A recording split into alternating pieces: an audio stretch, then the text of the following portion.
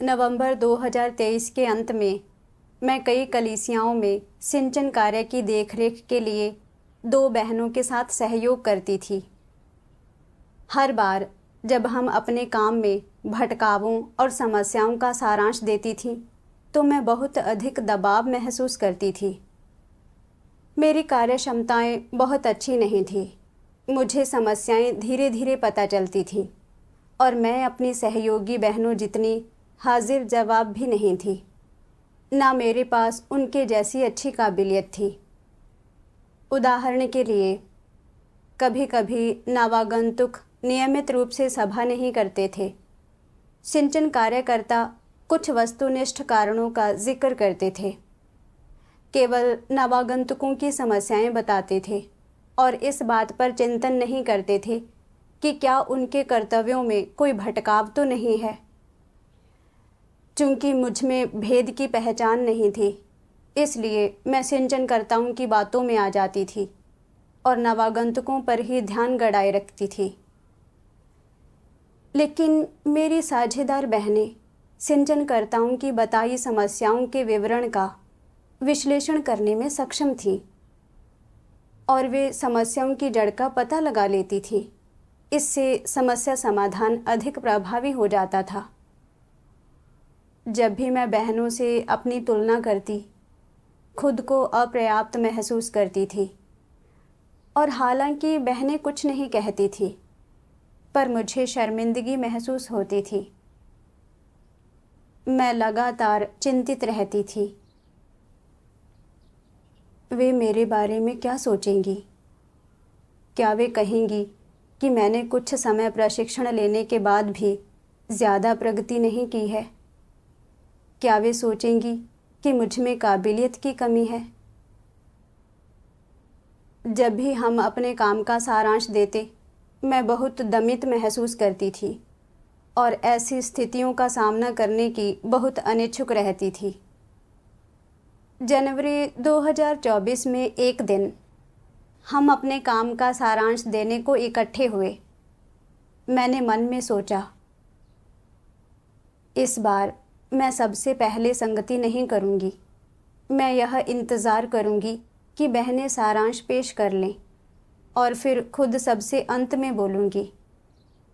जब वे अधिकतर बिंदुओं का सारांश दे चुकी होंगी, उसके बाद अगर और कुछ सामान्य मसले हुए तो मैं अंत में एक संक्षिप्त सारांश दे दूंगी।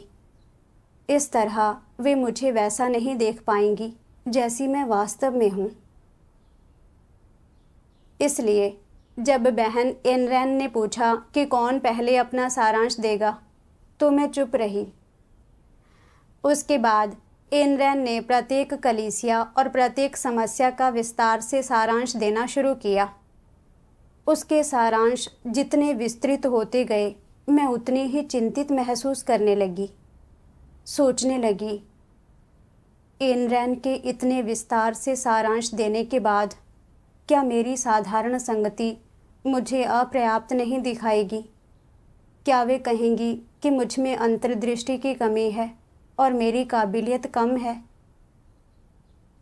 मैं उन समस्याओं पर ध्यान केंद्रित नहीं कर पाई जिनका एनरैन सारांश दे रही थी, क्योंकि मैं बहुत बेचैन महसूस कर रही थी। थोड़ी देर बाद एनरैन ने बात खत्म की और उसके बाद यांगशी ने आगे बात की। हालांकि यांगशी का सारांश एनरैन जितना विस्तृत नहीं था, लेकिन वह सिंचन कार्य में कुछ प्रमुख मुद्दों को बताने में सक्षम रही। इस बिंदु पर मैं वास्तव में चिंतित थी और मुझे लगा जैसे समय तेजी से बीत रहा है। कुछ ही देर में यांगशी ने भी बात खत्म कर दी और कहा, इन कलीसियाओं में मुद्दे काफ़ी हद तक एक समान हैं। एनरैन ने समर्थन किया, सच है। बहनों को यह कहते हुए सुनकर मैंने मौके का फ़ायदा उठाया और सोचा, चूंकि ये सभी कह रही हैं कि मुद्दे समान हैं, तो क्या इसका यह मतलब है कि मुझे सारांश देने की ज़रूरत नहीं है? इस तरह मैं साधारण संगति के साथ खुद को शर्मिंदा होने से बचा सकती हूँ। मुझे तुरंत ही यह कहने का मौका मिल गया। मेरा सारांश आप जैसे मुद्दों के बारे में ही है। घड़ी की ओर देखते हुए मैंने पाया कि आधी रात हो चुकी है और सभी थोड़े थके हुए लग रहे हैं। इसलिए मैंने सोचा, अब चूंकि सभी को नींद आ रही है, भले ही उन्हें मेरा सारांश साधारण दिखाई दे, उन्हें लग सकता है कि ऐसा बस मेरे स्पष्ट ढंग से ना सोच पाने के कारण है। इस तरह मैं बस खाना पूरी कर सकती हूँ। इसलिए मैंने कहा, काफ़ी देर हो चुकी है और मेरा ध्यान केंद्रित नहीं हो पा रहा है। मेरा सारांश आप लोगों जैसा ही है, इसलिए मैं इसे मोटे तौर पर ही बताऊंगी। लेकिन अप्रत्याशित रूप से इनरन ने कहा, अभी सारांश बनाने के अच्छे नतीजे नहीं मिलेंगे, चलो इसे कल सुबह करते हैं। लेकिन फिर मैंने सोचा, कल सुबह जब सभी अधिक ऊर्जावान होंगे तो वे तुरंत ताड़ लेंगी कि मेरा सारांश साधारण है। तब वे मेरे बारे में क्या सोचेंगी? मेरे लिए अभी ही सारांश बताना बेहतर है। इसलिए भले ही मेरा सारांश साधारण हो, वे शायद ध्यान ना दें। इस तरह मैं थोड़ा सा अपना सम्मान बचा सकती हूँ। मैंने जल्दी से कहा, आज रात को सारांश समाप्त कर लेते हैं, कल सुबह हमारे पास दूसरे काम हैं।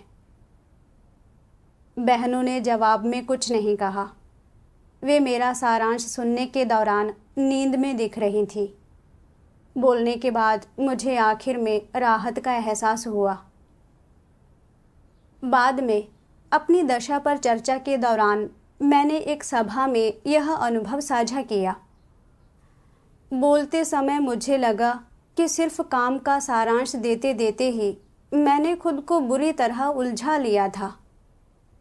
मेरी सहयोगी बहनों ने भी मुझे यह बताया और कहा, देखो, इतना ज़्यादा सोचने से तुम्हारे विचार कितने उलझ गए हैं।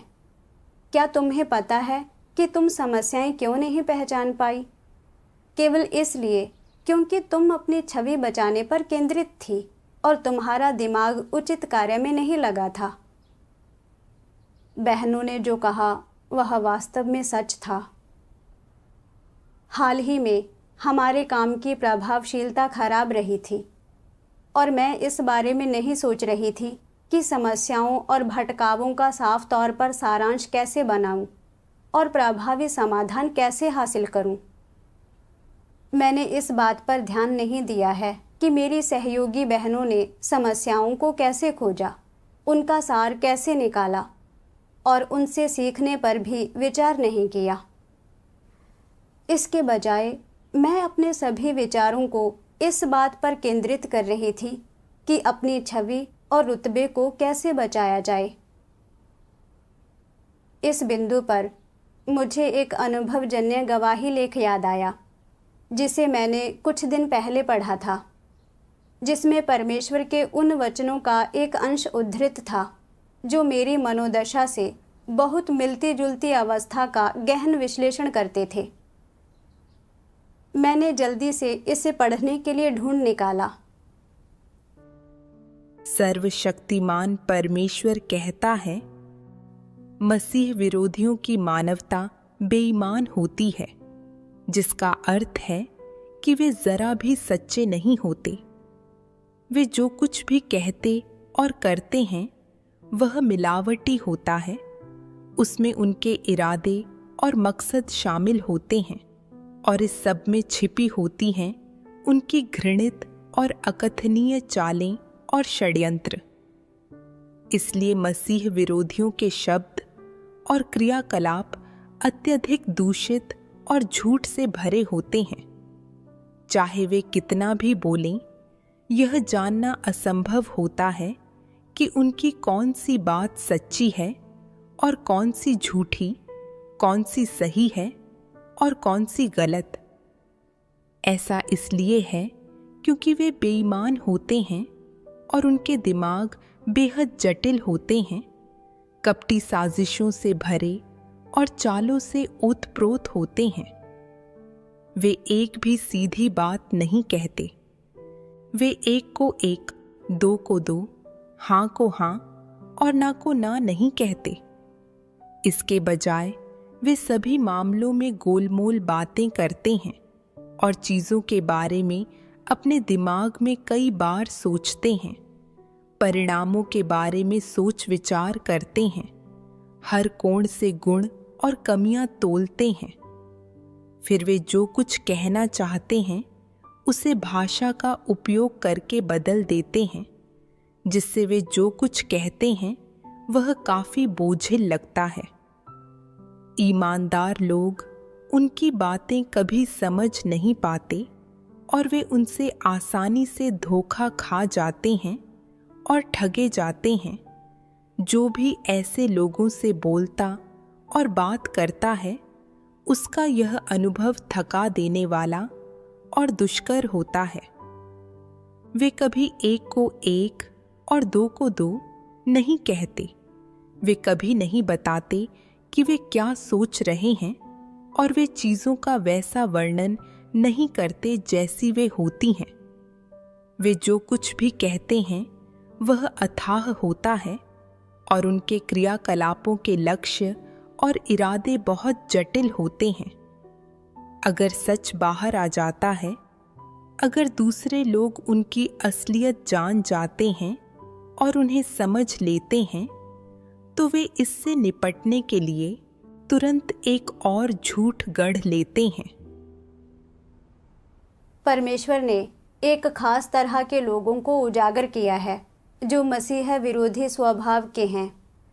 उनकी कथनी और करनी में ईमानदारी का कोई तत्व नहीं होता।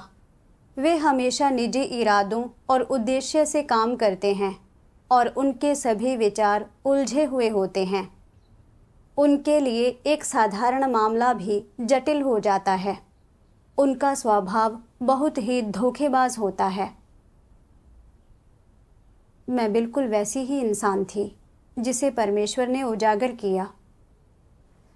चूंकि मैंने बहुत सी समस्याओं की पहचान नहीं की थी, इसलिए काम का सारांश देते समय मुझे चिंता थी कि मेरी संगति की साधारणता के कारण दूसरी बहनें मुझे नीची नज़र से देखेंगी। इसलिए मेरे दिमाग में योजनाएं और साजिशें घुमड़ने लगी। मैंने सोचा कि मैं बहनों की संगति समाप्त होने तक प्रतीक्षा कर सकती हूँ और फिर अंत में एक सामान्य संगति दे सकती हूँ। जब मैंने देखा कि बहनों ने काम में भटकाव और मुख्य मुद्दे पहचान लिए हैं, तो मैंने इस बात से बचना चाहा कि उन्हें मुद्दे के बारे में मेरी साधारण समझ का पता चले और मैं खुद को शर्मिंदा कर बैठूं। और भले ही ऐसे मुद्दे मौजूद थे जिन पर मैंने ध्यान नहीं दिया था, फिर भी मैंने बहनों की टिप्पणियों के साथ सहमति जताई। यह दावा किया कि मेरा सारांश उनके जैसा ही था। यहाँ तक कि मैंने तब सारांश देने का चुनाव किया जब सभी उनिंदे थे।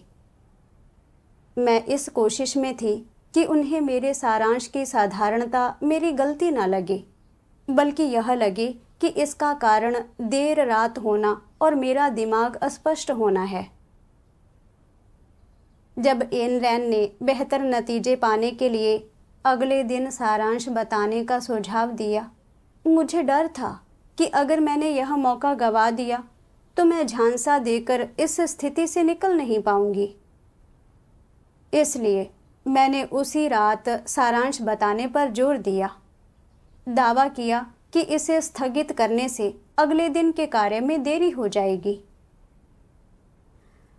मुझे एहसास हुआ कि मेरे विचारों, कथनी और करनी में ईमानदारी का कोई नामो निशान नहीं था और मेरा दिमाग बुरी तरह उलझ गया था।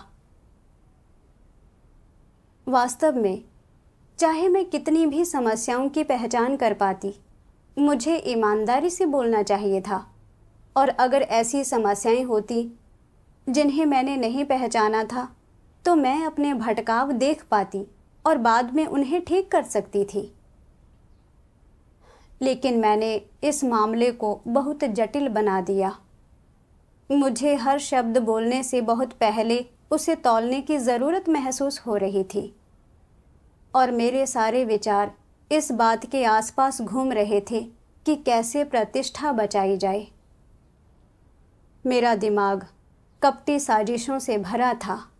मैं इतनी धोखेबाज थी। बाद में परमेश्वर के वचन खाने पीने के माध्यम से मुझे कुछ समझ मिली कि मैं क्यों कपट कर रही थी और कपट की प्रकृति और उसके परिणाम क्या होते हैं। सर्वशक्तिमान परमेश्वर कहता है, तुम लोग क्या कहते हो? क्या धोखेबाज लोगों का जीवन थकाऊ नहीं है? वे अपना पूरा समय झूठ बोलने और फिर उन्हें छिपाने के लिए और ज्यादा झूठ बोलने और चालबाजी करने में लगा देते हैं। वे ही खुद को इतना थकाते हैं। वे जानते हैं कि इस तरह जीना थकाऊ है, फिर भी वे क्यों धोखेबाज बने रहना चाहते हैं? एक ईमानदार व्यक्ति क्यों नहीं बनना चाहते? क्या तुम लोगों ने कभी इस सवाल पर विचार किया है? यह लोगों के अपनी शैतानी प्रकृति द्वारा बेवकूफ बनाए जाने का नतीजा है।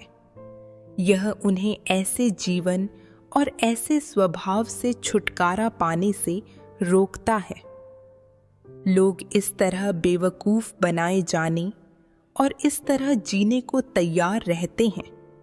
वे सत्य का अभ्यास नहीं करना चाहते, प्रकाश के मार्ग पर नहीं चलना चाहते। तुम्हें लगता है कि इस तरह जीना थकाऊ है और इस तरह कार्य करना जरूरी नहीं है, लेकिन धोखेबाज लोग सोचते हैं कि यह पूरी तरह से जरूरी है। वे सोचते हैं कि ऐसा न करने से उनका अपमान होगा, उनकी छवि, प्रतिष्ठा और हितों को भी नुकसान पहुंचेगा और वे बहुत कुछ खो देंगे। वे ये चीजें संजोते हैं। वे अपनी छवि, प्रतिष्ठा और हैसियत को संजोते हैं। यह उन लोगों का असली चेहरा है जो सत्य से प्रेम नहीं करते। संक्षेप में, लोग एक ईमानदार व्यक्ति बनने या सत्य का अभ्यास करने को इसलिए तैयार नहीं होते क्योंकि वे सत्य से प्रेम नहीं करते। अपने दिल में वे प्रतिष्ठा और हैसियत जैसी चीजों को संजोते हैं। वे सांसारिक प्रवृत्तियों के पीछे भागना और शैतान की सत्ता के अधीन रहकर जीना पसंद करते हैं। यह उनकी प्रकृति की समस्या है। अभी ऐसे लोग हैं जिन्होंने वर्षों से परमेश्वर में विश्वास रखा है, अनेक धर्मोपदेश सुने हैं और जानते हैं कि परमेश्वर में विश्वास रखना क्या होता है, लेकिन फिर भी वे सत्य का अभ्यास नहीं करते और जरा भी नहीं बदले हैं। ऐसा क्यों है? ऐसा इसलिए कि वे सत्य से प्रेम नहीं करते। भले ही वे थोड़ा बहुत सत्य समझते हों, फिर भी वे उसका अभ्यास नहीं कर पाते। ऐसे लोग परमेश्वर में चाहे जितने वर्ष विश्वास रख लें, वह कुछ भी नहीं होगा। क्या सत्य से प्रेम न करने वालों को बचाया जा सकेगा? यह बिल्कुल नामुमकिन है। सत्य से प्रेम न करना किसी व्यक्ति के दिल, उसकी प्रकृति की समस्या है। इसे दूर नहीं किया जा सकता। अपनी आस्था में कोई बचाया जा सकता है या नहीं, यह मुख्य रूप से इस बात पर निर्भर करता है कि वह सत्य से प्रेम करता है या नहीं। सिर्फ सत्य का प्रेमी ही सत्य को स्वीकार सकता है। सिर्फ वही मुश्किलें झेल सकता है और सत्य की खातिर कीमत चुका सकता है। सिर्फ वही परमेश्वर से प्रार्थना कर उस पर भरोसा कर सकता है। सिर्फ वही सत्य को खोज सकता है और अपने अनुभवों के जरिए आत्मचिंतन कर खुद को जान सकता है। देह सुख के विरुद्ध विद्रोह करने, सत्य का अभ्यास करने और परमेश्वर को समर्पित होने का साहस रखता है। सिर्फ सत्य के प्रेमी ही उसका इस तरह अनुसरण कर सकते हैं, उद्धार के पथ पर चल सकते हैं और परमेश्वर की स्वीकृति पा सकते हैं। इसके सिवाय दूसरा कोई रास्ता नहीं है। सत्य से प्रेम न करने वालों के लिए इसे स्वीकार करना बहुत मुश्किल होता है। ऐसा इसलिए कि अपनी प्रकृति से ही वे सत्य से विमुख होते हैं और उससे घृणा करते हैं। अगर वे परमेश्वर का प्रतिरोध करना बंद कर देना चाहें या बुरे कर्म न करना चाहें, तो ऐसा करना उनके लिए बहुत मुश्किल होगा, क्योंकि वे शैतान के हैं और वे पहले ही दानव और परमेश्वर के शत्रु बन चुके हैं। परमेश्वर मानव जाति को बचाता है, वह दानवों या शैतान को नहीं बचाता। कुछ लोग ऐसे सवाल पूछते हैं। मैं वास्तव में सत्य को समझता हूं, मैं सिर्फ उसका अभ्यास नहीं कर सकता। मैं क्या करूं? यह ऐसा व्यक्ति है जो सत्य से प्रेम नहीं करता। अगर कोई सत्य से प्रेम नहीं करता तो उसे समझकर भी वह उसका अभ्यास नहीं कर सकता, क्योंकि दिल से वह ऐसा करने को तैयार नहीं है और उसे सत्य पसंद नहीं है। ऐसा व्यक्ति उद्धार से परे है। कुछ लोग कहते हैं, मुझे लगता है कि ईमानदार व्यक्ति बनकर तुम बहुत सी चीजें खो देते हो, इसलिए मैं ऐसा व्यक्ति नहीं होना चाहता हूं। धोखेबाज लोग कभी खोते नहीं, यहां तक कि वे दूसरों का फायदा उठाकर लाभान्वित होते हैं। तो मैं धोखेबाज बनना पसंद करूंगा। मैं दूसरों को अपना निजी व्यवसाय जानने देने, मुझे जानने या समझने देने को तैयार नहीं हूं। मेरा भाग्य मेरे अपने हाथों में होना चाहिए। फिर ठीक है, हर तरह से आजमा कर देख लो। देखो तुम्हें कैसा नतीजा मिलता है। देखो अंत में कौन नरक में जाता है और कौन दंडित होता है। परमेश्वर के वचन पढ़ने के बाद मुझे एहसास हुआ कि धोखेबाज लोग स्वाभाविक रूप से सत्य से प्रेम नहीं करते और ईमानदार होने का अभ्यास करने के लिए तैयार नहीं होते हैं।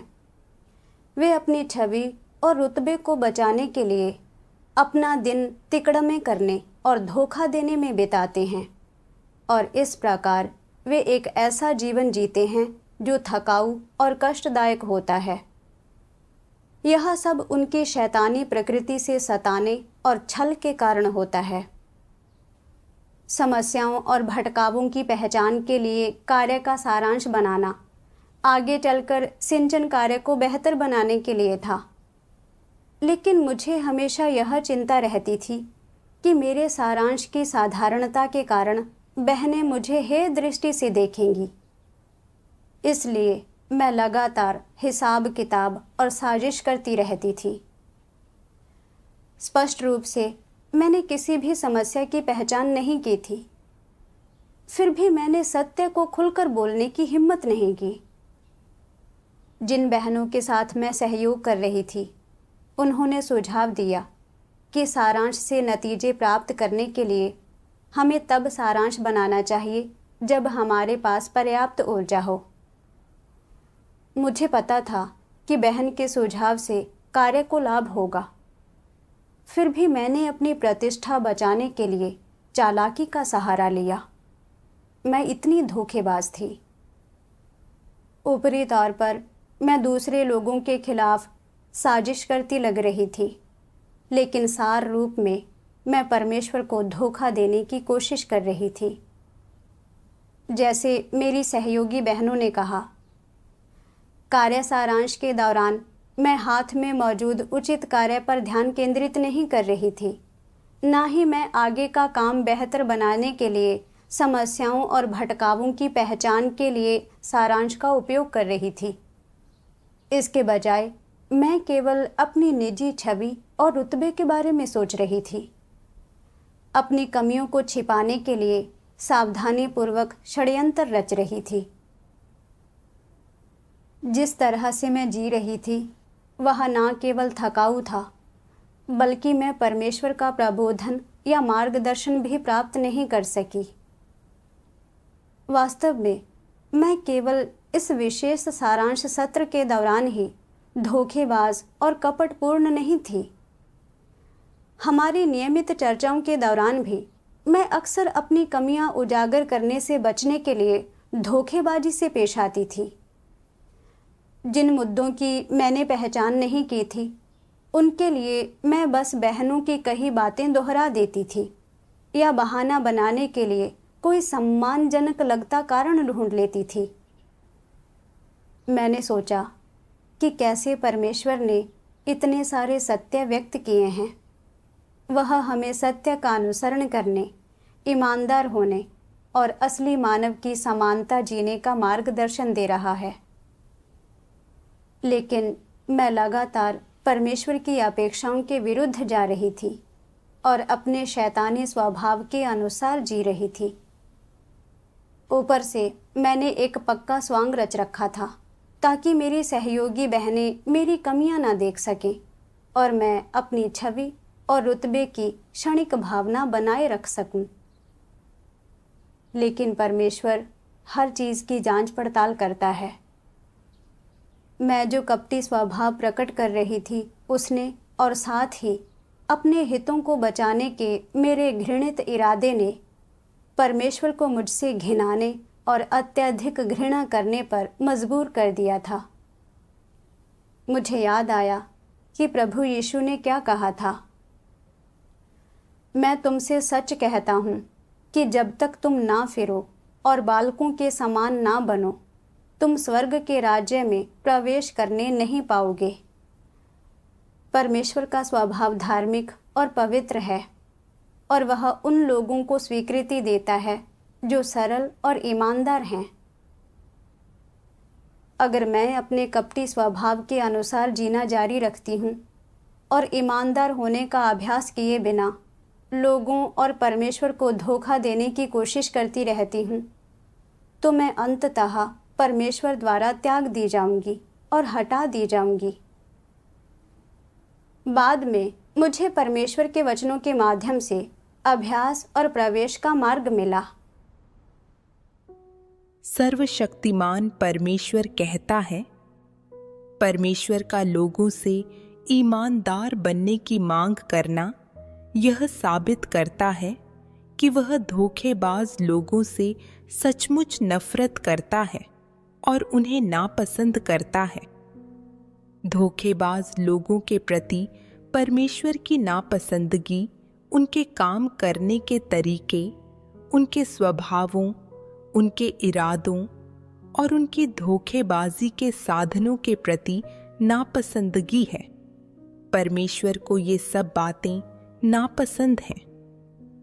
यदि धोखेबाज लोग सत्य स्वीकार कर पाते हैं, अपने धोखेबाज स्वभाव को मान पाते हैं और ईमानदार लोग बनने के लिए परमेश्वर का उद्धार स्वीकार करने और सत्य का अभ्यास करने को तैयार होते हैं, तो उनके पास भी बचाए जाने की उम्मीद होती है, क्योंकि परमेश्वर किसी के प्रति पक्षपात नहीं करता है और न ही सत्य ऐसा करता है। और इसलिए यदि हम परमेश्वर को प्रसन्न रखने वाले लोग बनना चाहते हैं, तो हमें सबसे पहले अपने आचरण के सिद्धांतों को बदलना होगा। शैतानी फलसफों के अनुसार जीना बंद करना होगा। अपनी जिंदगी जीने के लिए झूठ बोलने और धोखा देने पर निर्भर रहना बंद करना होगा और हमें अपने सारे झूठ त्याग कर ईमानदार लोग बनने की कोशिश करनी होगी। तब हमारे प्रति परमेश्वर का दृष्टिकोण बदलेगा। पहले लोग दूसरों के बीच रहते हुए हमेशा झूठ, ढोंग और धोखेबाजी पर निर्भर रहते थे और अपने आचरण में शैतानी फलसफों को अपने अस्तित्व का आधार, अपने जीवन का आधार और अपनी नींव का आधार मानते थे। इससे परमेश्वर को घृणा थी। गैर विश्वासियों के बीच यदि तुम सच बोलते हो और ईमानदार व्यक्ति होने की कोशिश करते हो तो तुम्हें बदनाम किया जाएगा, तुम्हारी आलोचना की जाएगी और तुम्हें ठुकरा दिया जाएगा। इसलिए तुम सांसारिक प्रवृत्तियों का अनुसरण करते हो और शैतानी फलसफों के अनुसार जीते हो। तुम झूठ बोलने में अधिकाधिक कुशल होते जाते हो और अधिक से अधिक धोखेबाज होते जाते हो।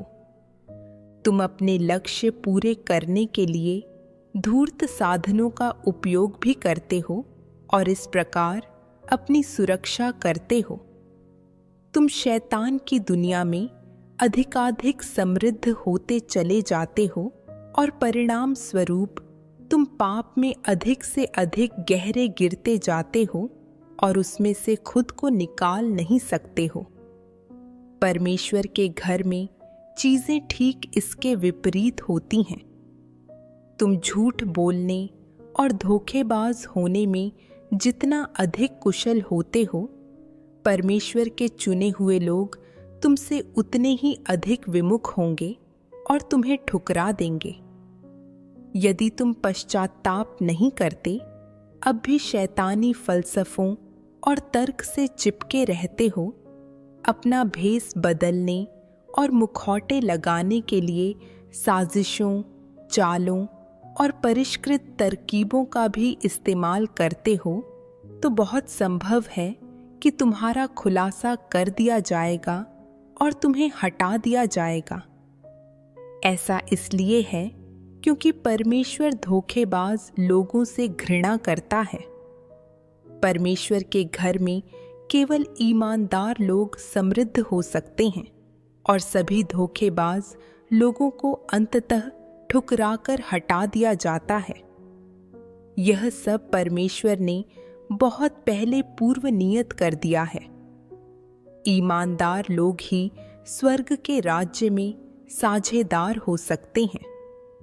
यदि तुम ईमानदार व्यक्ति बनने की कोशिश नहीं करोगे, सत्य का अनुसरण करने की दिशा में अनुभव प्राप्त नहीं करोगे और अभ्यास नहीं करोगे, यदि अपना भद्दापन उजागर नहीं करोगे और यदि खुद को खोलकर पेश नहीं करोगे, तो तुम कभी भी पवित्र आत्मा का कार्य और परमेश्वर की स्वीकृति प्राप्त नहीं कर पाओगे। परमेश्वर के वचन पढ़ने के बाद मुझे एहसास हुआ कि परमेश्वर हमसे सत्य का अभ्यास करने और ईमानदार व्यक्ति बनने की अपेक्षा करता है। स्थितियां उत्पन्न होने पर हमें परमेश्वर की जांच पड़ताल स्वीकार करने में सक्षम होना चाहिए। हमें बोलते और कार्य करते हुए अपने इरादों को जड़ से बदलने की ज़रूरत है और हमें अपने खुद के दैहिक हितों, छवि या रुतबे की रक्षा के लिए दूसरों को या परमेश्वर को धोखा नहीं देना चाहिए। इसके बजाय हमें सत्य का अभ्यास करना चाहिए और ईमानदार व्यक्ति होने के लिए प्रशिक्षण लेना चाहिए। जब हम बोलते और क्रियाकलाप करते हैं तो हमें बिना किसी छिपाव या पाखंड के सच्चा और ईमानदार होना चाहिए। केवल ऐसे लोग ही परमेश्वर की स्वीकृति प्राप्त कर सकते हैं। आगे बढ़ते हुए मुझे एक ईमानदार व्यक्ति होने का अभ्यास करना था। मैं अब अपनी कमियों को छिपा या ढक नहीं सकती थी। मुझे उतना ही बोलना था जितना मैं जानती थी, और जब मेरी कमियां और कमज़ोरियां उजागर हुईं तो मुझे अपने भटकावों का सारांश तैयार करना था और दूसरों की खूबियों से सीखना था। बाद में जब बहनों के साथ काम का सारांश तैयार करते हुए राय साझा करने का समय आया तो मुझे कम बाधित महसूस हुआ। जब मुझे चीज़ें समझ में नहीं आती थीं तो मैं कह देती थी और अपनी बात खुलकर रखती थी और बहनों से मदद मांगती थी। बहनें मुझे नीची नज़र से नहीं देखती थीं, बल्कि मेरा मार्गदर्शन और मेरी मदद करती थीं। उनकी मदद से मुझे कुछ मुद्दों की जड़ के बारे में स्पष्ट समझ मिली और मुझे काम को सारांशित करने और समस्याएं हल करने के कुछ रास्ते मिलने लगे। बाद में मैंने खोजा कि मुझे कैसे इस समस्या को लेकर अभ्यास और प्रवेश करना चाहिए। मुझे हमेशा लगता था कि मेरी काबिलियत मेरी सहयोगी बहनों से कमतर है और ख़ासकर मुद्दों को सारांशित करते समय मैं बहनों की तरह समस्याएं नहीं पहचान पाती, जिससे मुझे उनके साथ सहयोग करते समय हमेशा बंधा बंधा सा महसूस होता था। मैंने परमेश्वर के वचनों का एक अंश पढ़ा।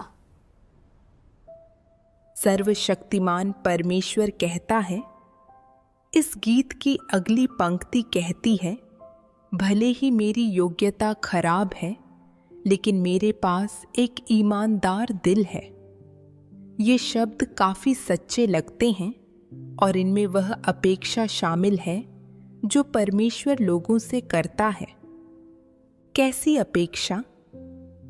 यही कि खराब योग्यता का होना कोई बड़ी बात नहीं है, लेकिन व्यक्ति के पास ईमानदार हृदय होना चाहिए और यदि उसके पास यह है तो वह परमेश्वर की स्वीकृति प्राप्त करने में सक्षम होगा। इससे कोई फर्क नहीं पड़ता कि तुम्हारी स्थिति या पृष्ठभूमि क्या है, तुम्हें एक ईमानदार व्यक्ति होना चाहिए, ईमानदारी से बोलना चाहिए, ईमानदारी से कार्य करना चाहिए, पूरे हृदय और मस्तिष्क से अपना कर्तव्य निभाने में सक्षम होना चाहिए, अपने कर्तव्य के प्रति समर्पित होना चाहिए, धूर्तता नहीं करनी चाहिए, चालाक या कपटी व्यक्ति नहीं बनना चाहिए, न झूठ बोलना, न धोखा देना चाहिए और घुमा फिराकर बात नहीं करनी चाहिए। तुम्हें सत्य के अनुसार कार्य करना चाहिए और ऐसा व्यक्ति बनना चाहिए जो सत्य का अनुसरण करे। बहुत से लोगों को लगता है कि उनमें कम योग्यता है और वे अपना कर्तव्य अच्छी तरह से या मानक के अनुरूप नहीं करते हैं। वे जो करते हैं उसमें अपना दिल और ताकत लगा देते हैं, लेकिन वे सिद्धांतों को कभी भी समझ नहीं पाते हैं और अभी बहुत अच्छे परिणाम नहीं दे पाते हैं। अंततः वे केवल यह शिकायत कर पाते हैं कि उनकी योग्यता बहुत खराब है और वे नकारात्मक हो जाते हैं। तो क्या जब किसी व्यक्ति की योग्यता कम हो तो आगे बढ़ने का कोई रास्ता नहीं है? कम योग्यता होना कोई घातक बीमारी नहीं है और परमेश्वर ने कभी नहीं कहा कि वह कम योग्यता वाले लोगों को नहीं बचाता। परमेश्वर ने पहले कहा था कि उसे उन लोगों के लिए दुख होता है जो ईमानदार लेकिन अज्ञानी हैं। अज्ञानी होने का क्या मतलब है? कई मामलों में अज्ञानता कम योग्यता के कारण आती है। ऐसे लोगों में योग्यता कम होती है और उन्हें सत्य की सतही समझ होती है। यह विशिष्ट या पर्याप्त व्यावहारिक नहीं होती और अक्सर सतही स्तर की या शब्दों, धर्म सिद्धांतों और विनियमों की समझ बनी रहती है।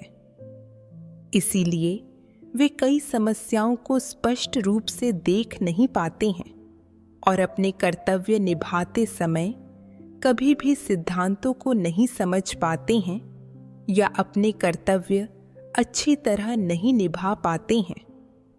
तो क्या परमेश्वर कम योग्यता वाले लोगों को नहीं चाहता? वह चाहता है, परमेश्वर लोगों को कैसा मार्ग और दिशा दिखाता है? एक ईमानदार व्यक्ति बनने का। क्या ऐसा कहने मात्र से तुम एक ईमानदार व्यक्ति बन सकते हो?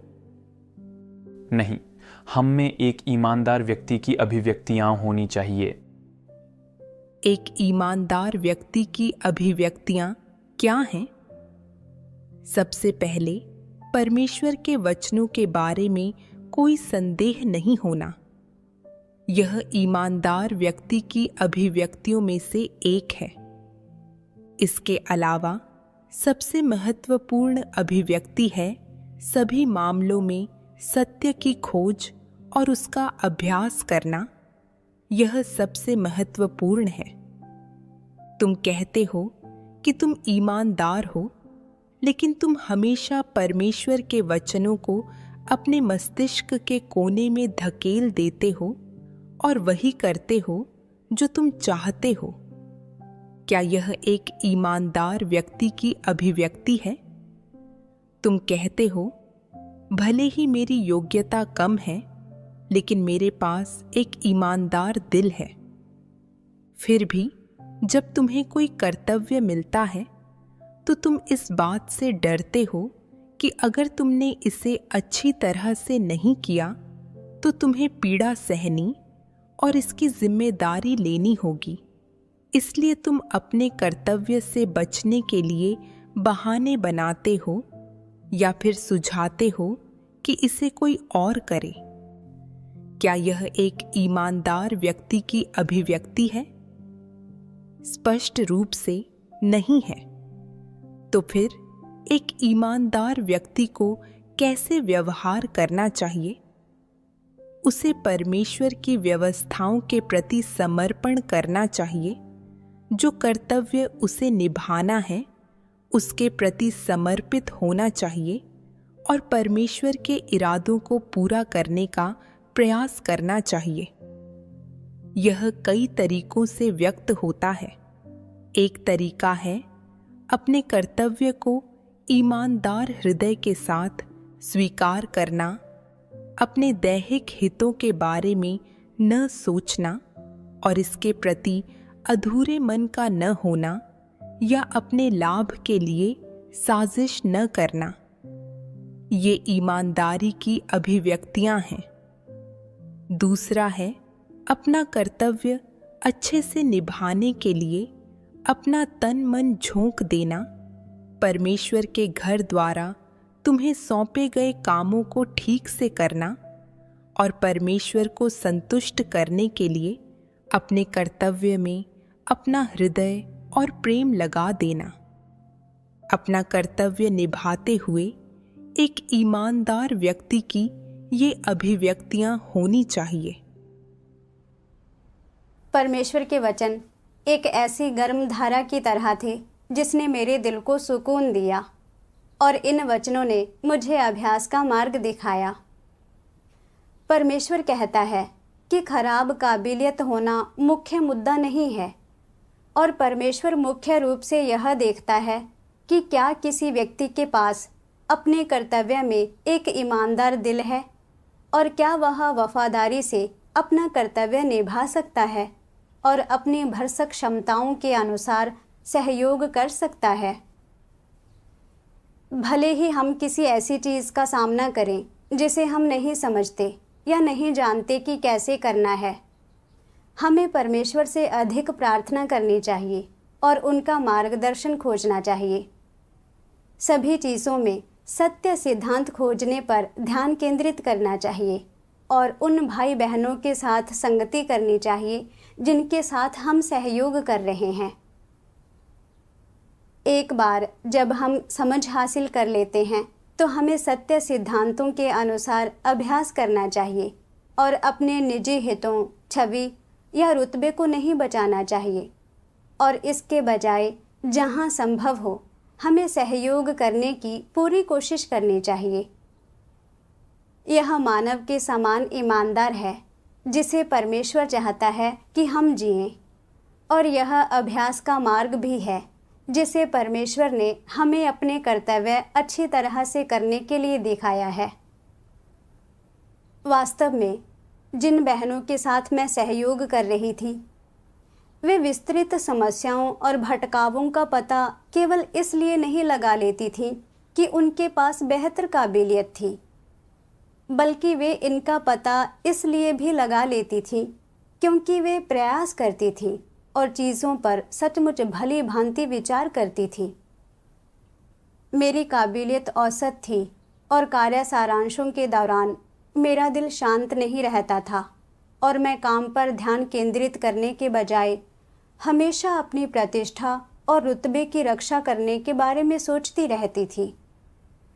यही नहीं, अपने कर्तव्य के प्रति मेरा रवैया भी गलत था और मुझे समस्याओं के बारे में सोचना थकाऊ लगता था, इसलिए मैं प्रयास नहीं करना चाहती थी।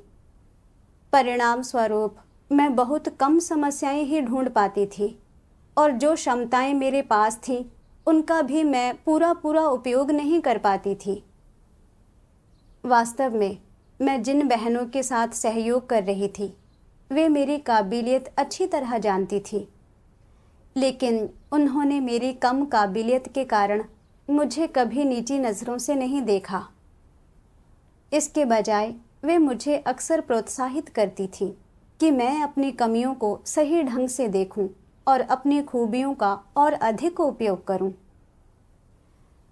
जब वे मुझ में समस्याएं देखती थीं तो धैर्यपूर्वक मेरा मार्गदर्शन और मेरी मदद करती थीं और उन्होंने मुझे सिखाया कि चीज़ों को परमेश्वर के वचनों और सत्य के आधार पर कैसे देखना है। उनकी धैर्यपूर्ण मदद से मुझे अपने काम में कुछ रास्ते मिले। परमेश्वर ने यह व्यवस्था की कि मैं अपने कर्तव्य में इन बहनों के साथ सहयोग करूं।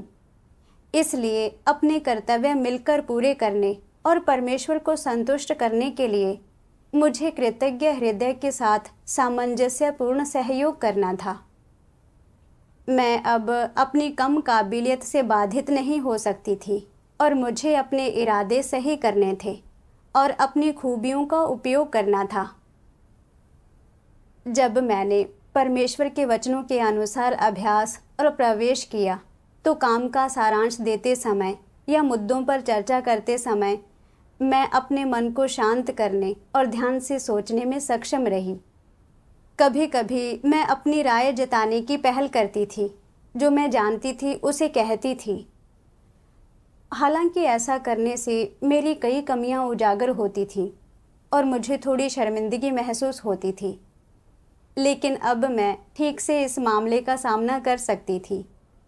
एक ईमानदार व्यक्ति होने का अभ्यास करने से मुझे खुशी मिली और मुझे मुक्ति और आज़ादी का एहसास हुआ। परमेश्वर का धन्यवाद।